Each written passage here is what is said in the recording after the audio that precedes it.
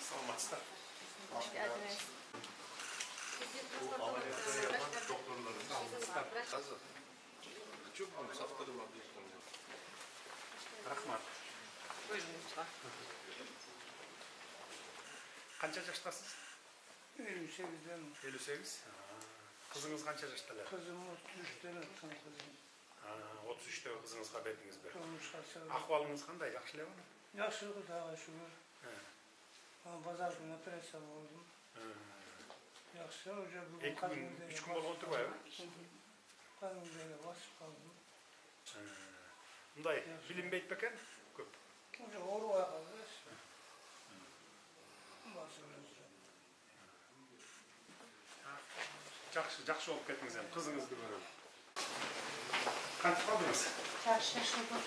Сіңірді ме? Yok. Bardak doktorluğa baraktım. Sizge de aradım. Siz şu жерге alıp kelip koyganыңızda. Biz negiz daya жеңилдик болду бул нерсе. Аябай угуп алып кубандык. Өтө кубандык. 8 yıldan beri hemodiyaliz alıp geldiniz de. Ошо Турцияга бара албай. Муну укканда аябай кубандым. Qancha yıl ақша төлеп алдыңыз?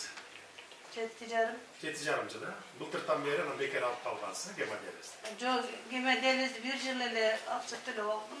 Башында. Анан Анан кейін баягы мамлекеттик Ооба. Андан кийин акчасы жок эле алдым. Жақсы болып кеттіңіз енді. Жақсы болып кеттіңіз. Аяп кеттіңіз. Söylüyorsunuz almıştırdınız da. Kimdikini aldınız? Mamamızdıkın mı? Kaçadasınız? 29'da. 29'da. Mamanız için? 54. 54. Жақсы olmak. Eşlerseniz. Şuna Allah razı olsun. Жақсы öğrenmek oldu. Жақсы. Kaça gün oldu? 5. gündeyiz. 5. gün. Evet. Siz bir böyle ödünce uğrunuzda öyle. Жақсы var ama ahvalınız. 5 gün oldu ya. Жақсы болып кеткілер, уğrunuzda жақсы болып кетсін. Kaça oğlanız var? Bir kız erkek öyle. Жалғыз ұлыңыз екен еркектер. Жақсы бұйырса. Барыңыздарға рахмат, разылық білдіремін. Шұғыл ферминдағы, Османдағы сізге, жана түркүші демелерге, ораштарға ушунчалык кичи колдоп, ушунча көтөрүп кеткендерине баарына ыраазычылык билдирем. Рахмат. Zaman bak teknoloji Kırgız beytaklar için kullanıcılar kucaklar. Bu nelerde ötkörät bu жерде? Böyle boğdu iç organları, başlığı bağlı. Sadece organları mı? Baştan aşağıya kadar Başta kesik halinde vücudu tarayıp sorunlu bir bölgeyi tespit eder. Meme kanseri taraması ve tanısında kullandığımız yine son teknoloji bir cihaz. Selçuk'un ragını alıp taşı için kullanılan aparat mamografi. Burada memeyi sıkıştırarak Bucakta elçikte tartıp ondan ocaktan analizleri alınır. Başka pasiyentlerde bulunmuş, bizim de transplantasyon laboratuvarında ve buraya radyoloji için gelen hastalarımızın sayısı çok fazla. Artı 800 test çalışabilen bir cihaz. Biyokimya cihazımız. bir saatte olur. Evet, 800 test çalışabiliyor.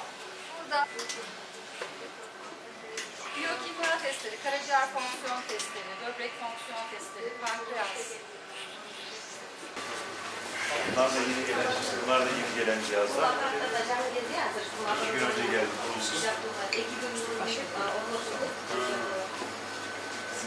Burada koagülasyon cihazımız var. 5 dakikada sonuç veriyoruz bu cihazımızla.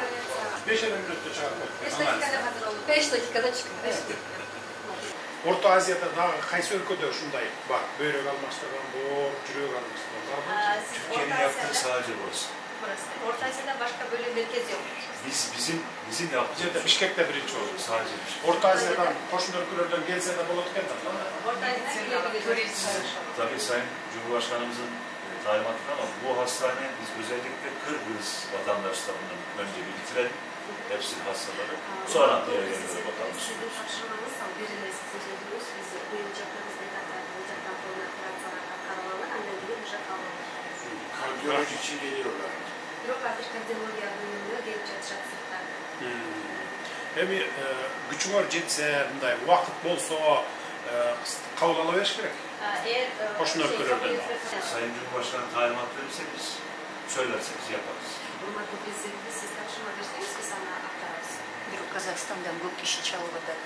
Все телевизордон сүйлөгөнү көп киши кайрылып атат. Bu sistemleri kurmak çok zaman alıyor aslında. Bu organdaki Негизинде бул орган алмаштыруу лабораториясынын системасынын өзүндө аябай көп убакыт талап кылат, аябай оор дагы бир процедура.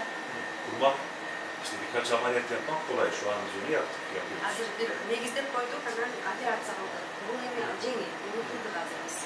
Bunun sürdürülebilir olması, devam ediyor olması. Муну баягы улантып кетүү, стабилдүү кылууга кылды, бул биз үчүн маанилүү. Bunun içinde tabii kendi talimatları olursa, Kırgızistan'da işte İran ve bu işte gönül verenleri biz Türkiye'de eğitmek isteriz. Эгер де сиздин тапшырмаңыз, урматтуу президенттик, сиздин тапшырмаңыз болсо, Мира айынын жана башка бул орган алмаштырууга катышкан адамдарды биз Турцияда барып үйрөтүп, окутууга даярбыз. Yani Türkiye'de Жакшы болот эле, эң жакшы. amacımız balık yemek değil, balık tutmaya inşallah tecrübeli Биздин öğretmek. максатыбыз даяр балыкты жеп алуу эмес, балыкты тутуп, Кайырмак кармоо, берүү. кайырмак берүү. Ошол кайырмакты 3 жылдын ичинде бере аласыңарбы? Ошо балык тутмай 3 жылдын içerisinde verebilir misiniz? 3 yıl daha da erken yapabiliriz ama mesela ben hani kendisi söyleyeyim. Mira'nın gibi gayretli eğer Kırgız doktorlar gelirse Sağlık Bakanımız çok bize destek verdi. Mira'nın çok destek verdi. Burada hastane müdürü Osman Bey var, çok destek verdi.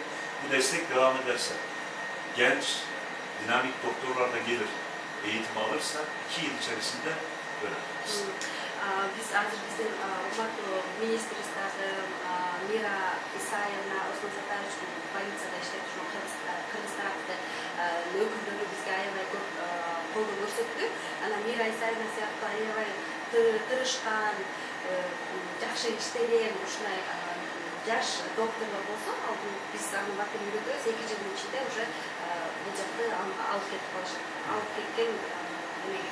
Менин айтайын дегеним, мен 2 ай мурун бизде Кыргызстанда ички органдарды алмаштыра баштайбыз, августтун аягынан баштап деп айтканымдан кийин кошуна өлкөлөрдөн чалып атышат. Чалып биз келсек болобу деп атат. Анан кийин мен айтайын дегеним, азыр бүгүнкү жаңылыктардан кеткенден кийин мына алмаштырып баштады дегенден дагы көп келе баштайт. Ошондуктан сиздерди мен айтайын дегеним, баягы муну кеңейтиш керек да, кеңейтип анан кошун өлкөлөрдөн да кабыл ала беришиңер керек да. Бул жерде территория барбы? Ашыкча территория барбы? Запас. Бар болсо салып бере койсок болот биз. Биз жана хаус менен эле тез арада салып беребиз.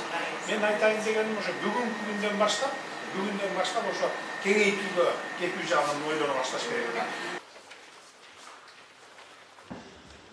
Урматтуу биздин Түркиядан келген бир боор дарыгерлерибиз, урматтуу мекендештер, мына өзүңүздөр күбө болгондой кечетен баштап ушу адамдын ички органдарын алмаштыруу боюнча бизде мына ушул Орто Азия чөлкөмүндө биринчи жолу ушул оорукана ачылып атат.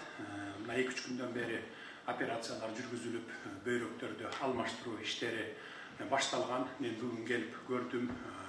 Бай жыйынтыгы жаман эмес. Оорулуулар менен дагы баарлашып чыктым, өз көзүм менен көрдүм. Абдан жакшы, эң акыркы үлгүдөгү, эң акыркы ушул техникаларды алып келип, мына биздин ушул түрк бир туугандарыбыз ушул ишти баштап берип атат. Биз мындай жардам үчүн кыргыз мамлекетине, кыргыз элине көрсөткөн жардам үчүн Түркиялык ушу сиздерге мына 140 врач келдиңиздер бияка. Сиздерге мен өзүмдүн кесиптешим Эрдоган мырзага мен терең ыраазычылыгымды билдирем. Жалпы Кыргызстандын атынан, кыргыз элинин жана жеке өзүмдүн атынан. Биз бир тууган элбиз, ошондуктан кандай гана кырдаалда болбосун, биз бири-бирибизге жардам берип турушубуз керек. Анткени биз дагы бир жолу кайталаймын, бир тууган элбиз, түбүбүз бир. Мен баарыңыздардын ишиңиздерге ийгиликтерди каалаймын.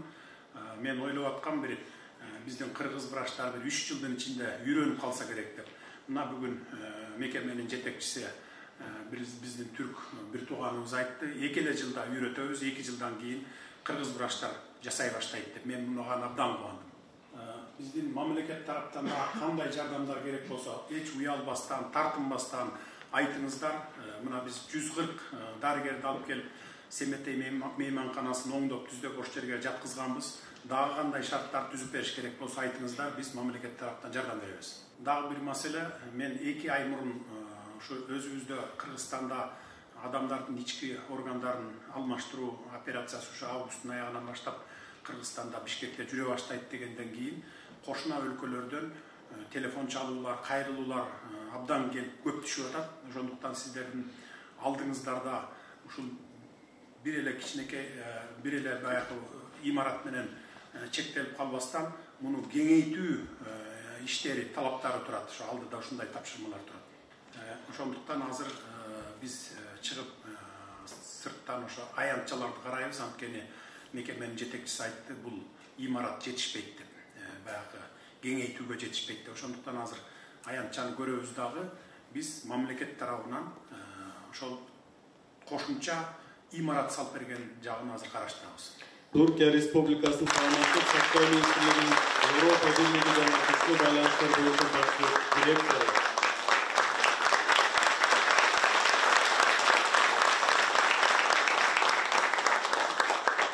Taşkın Mustafa, Türkiye Respublikası'nın Sağlamlık Saktör Ministrliği'nin Memleketli Organlar Başkanı Başkanlarının Departamentinin Başkanı. Respublikası'nın Prezidenti Sadık Japarov.